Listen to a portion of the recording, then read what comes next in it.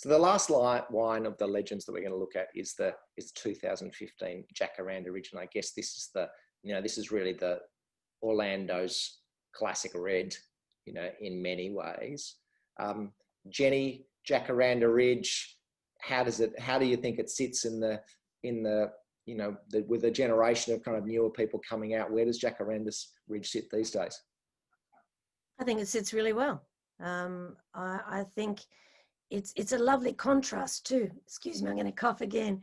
I think it's hay fever season. That's why I've got it.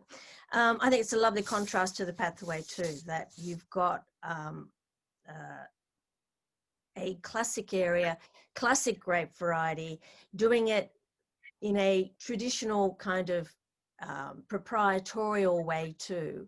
That again, people know what to expect. That's why they order it. That's why they buy it every year. And I think it's really important to maintain that it can't always be about trying new things, different things. It's about upholding standards and history. And that's what I like about wine. I like that connection to the past. And I think it's there very much in this Jacaranda Ridge. And I love the intensity of fruit coming through here. And for my way of thinking, a more sympathetic use of oak coming through in this wine. So you allow that blackcurrant, black olive, brine, chocolate, licorice, coffee grounds, all those yummy things to come through. It's complex. It is attention seeking. I love that opening. I've called it opening move. It's like, here I am, wham, and I'm going to suck you in. And it did it. Lovely wine. Yeah, Coonawarra loud and proud with its choc mint, violetsy aromas, but then sinewy palate. I thought that it was everything you'd expect. 2015 vintage, still nice and youthful. Tony, your thoughts? For me, this is a really interesting wine because I think that it speaks so much. It's got so much history and tradition to uphold.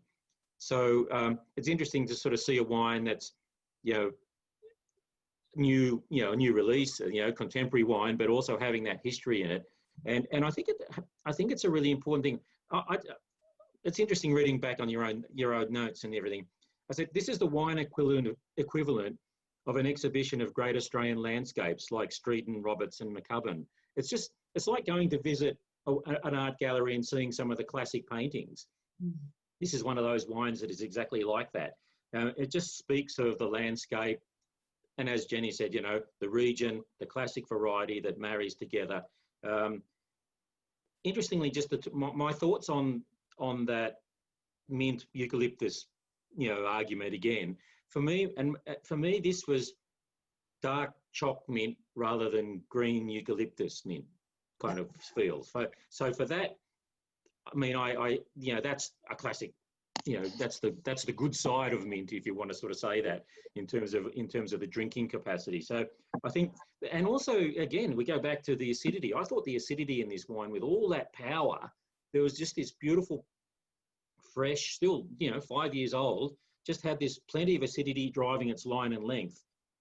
So it was to me, it was a solid one. I really enjoyed it. Have enjoyed it for years. Great to see that it's still right up there on the mark. I roasted the lamb for this particular wine. I went and after I tasted it, I went and roasted the lamb afterwards. And because I think lamb and Coonawarra is just a cracking mix, and it did go beautifully well. And I mean, Jeni, I think the sympathetic use of oak, I think, is a very good point with this particular wine, which makes it potentially a more food-friendly style. Would you agree with that, Shanteh? Yeah, absolutely. I did notice the use of oak, and I thought, no, this makes a lot of sense for this wine. It's got so much nostalgia, and I absolutely love that about this wine. And I totally agree. I'm just still reeling how Tony put that so poetically in reference to Australian artwork. But I think that there is so much generous fruit, and that the mint isn't eucalypt. It's not that kind of harsh, almost tea tree eucalypt kind of note. It's more of a wintergreen and that choc peppermint patty note, which I really enjoy.